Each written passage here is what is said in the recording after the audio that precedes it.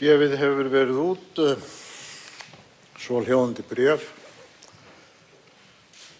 Handhafar valds forseta Íslands samkvæmt 8. grein stjórnarskrárinnar, forsætisráðherra, forseti Alþingis og forseti Hæstaréttar gjöra kunnugt: Vér höfum ákveðið samkvæmt tillögu forsætisráðherra að Alþingi skuli koma saman til fundar þriðjudaginn 1. október 2013. Leið og vér birtum þetta öllum sem setu eiga á Alþingi boðið að koma nefndan dag til Reykjavíkur og verður þá Alþingi sett að lokinni guðsþjónustu í Dómkirkjunni hefst klukkan 13:30. Gjört í Reykjavík 24. september 2013.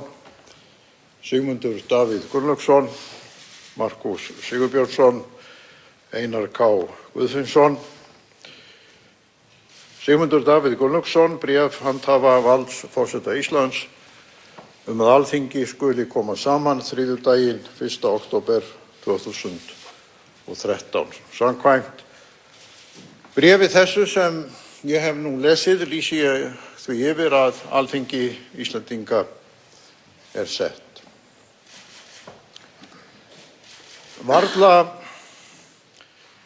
sú list að menn hafi lengi þreytt með óvissum árangri og landsstjórnarlistina, voru upphafsorð Jóns Sigurðssonar í greininni Alþingi á Íslandi sem birtist í fyrsta árgangi nýrra félagsrita árið 1841. Texti sem á vissan hátt á erindi við okkur öll, sýnin á þingið og þjóðarviljan, jafn brýn og þá þótt heil öld og þorri annarar séu liðnar. Greinin vitnisburður glöggan skilning á eðli þingsins og samspilinu við þjóðina, en merkilegri fyrir þá sök að allt vald var í hendi konungs og alger óvissa ríkti þá málefni Íslands. Nánast engin von að almenningur hlyti þau lýðréttindi sem nú þykja sjálfsögð. Jón Sigurðsson varð síðar frelsishetja þjóðarinnar og mynd hans hefur lengi vakað yfir daglegri önn hér í salnum. Og þótt ungur væri, þegar hann skrifaði sína fyrstu grein Alþingi, á boðskapurinn erindi við samtíð okkar einkum nú, þegar vandi þings og þjóðar á dagskrá og leita þarf brýnna lausna eins og enn má heyra við þingsetningu frá Austurvelli. Á vissan hátt mótar greinin grundvöll að lýðræðishefð okkar Íslendinga. Birtir vegvísa sem smátt og smátt urðu samofnir skilningi þjóðarinnar á verkefnum þingsins og eigin rétti. Líkt og rit Rousseau, Locke, Mill, Montesquieu og annarra hugsuða lýðræðisbyltingarinnar í Evrópu mótuðu stjórnskipun sem enn í gildi í álfunni, færði Jón Sigurðsson okkur sýn á samhengið í sögu Íslendinga og glímunni við lýðræðisvanda hverrar tíðar. Því gagnlegt að líta aftur til fyrsta árgangs nýrra félagsrita, þegar styrkja þarf stöðu þingsins í vitund þjóðarinnar og taka mið af vaxandi óskum þátttöku fólksins í ákvörðunum, því að þar var sleginn hinn skýri tónn.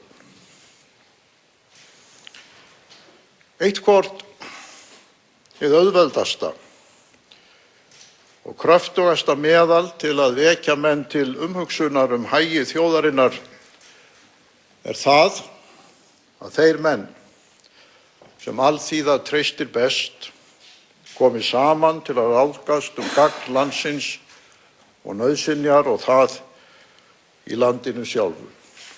Sá tilgangur allrar stjórnar að halda saman öllum þeim kröftum sem hún yfirsett og koma þeim til að starfa til eins augnamiðs en það velgengni allra þegnanna og svo mikil framför bæði á andlegan og líkamlegan hátt sem þeim unnt að öðlast. Það hin mesta sæmd sem nokkur maður getur hlotið að halda fullkomnu trausti samlanda sinna og styrkja til alls þess góða sem náð verður á hverri tíð. Þegar hver mótmælir öðrum með greind og góðum rökum og stillingu og hvorugir vilja ráða meiru en sannleikurinn sjálfur ryður til rúms og auðsénn hvoru tveggja tilgangur að verða allri þjóðinni til svo mikils gagns sem auðið má verða, enda leggi hvorugur öðrum það til að raunarlausu sem ekki sómir ráðvöndnum manni. Þá má slík keppni aldrei verða til annars en góðs fyrir fósturjörðina og hinar komandi kynslóðir. Þjóðin sjálf á höfuðvaldið og enginn á með að skera úr málefnum þeim sem allri þjóðinni viðkoma nema samkvæmt vilja flestra meðal þjóðarinnar. Kemur það einkum fram í ákvörðunum alls þjóðkostnaðar í skattgjaldinu og skattgjaldsmátanum og þar að auki í löggjöf og viðskiptum við aðrar þjóðir. Ég óttast að margir kunni að vera enn meðal alþýðu sem ekki að fullu sannfærðir nytsemi þingsins eða ekki hafa hugsað það nákvæmlega.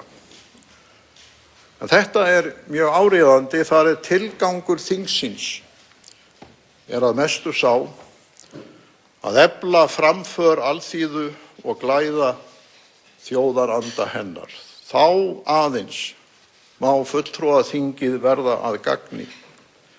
Þegar menn í fyrstu sannfærðir að það megi gjöra gagn og síðan leggjast allir á eitt að haga því sem best og kippa því í lag smá saman sem í öndverðu kynni hafa tekist miður.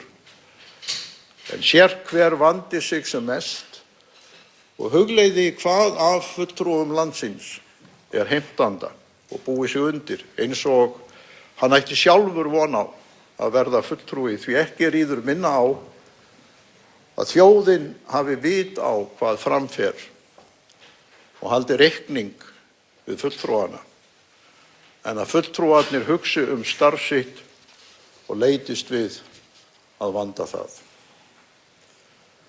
Þegar alþing skal setja,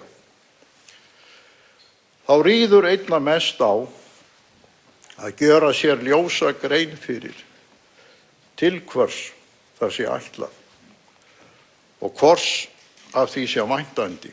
Því ef menn hafa eigi ljósa hugmynd það frá upphafi, þá uggvænt ef alþingi verður ekki við hugarburði sérhvers eins að þá muni hverjum þykja lítið í það varið og fá leið á því. En þá hin mesta hætta búin að allt ónýtist.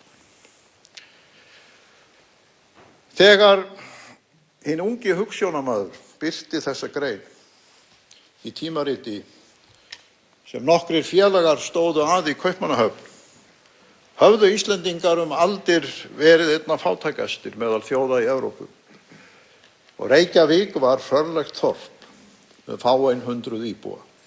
Enn voru nokkur ár þar til kosið var til hins endurreista alþingis og einkum efnameiri bændur og kaupmenn fengu þann rétt konur án hans til nýrrar aldar og fátækust alþýða í nær 100 ár. Hið nýja þing var aðeins ráðgefandi, sat í fáeinar vikur annað hvert ár og tíðindi af störfum þess marga mánuði, jafnvel misseri, að berast í aðra landshluta. Þróunin frá þessum tíma til lýðræðisskipunar okkar daga er á margan hátt byltingarkennd, enda lýðræði ekki fastmótað form eða endastöð, heldur vakandi leit, vegferð til aukins frelsis, framfara og ábyrgðar. Þó er kjarninn sá sami og fram kom í þessari grein nýrra félagsrita.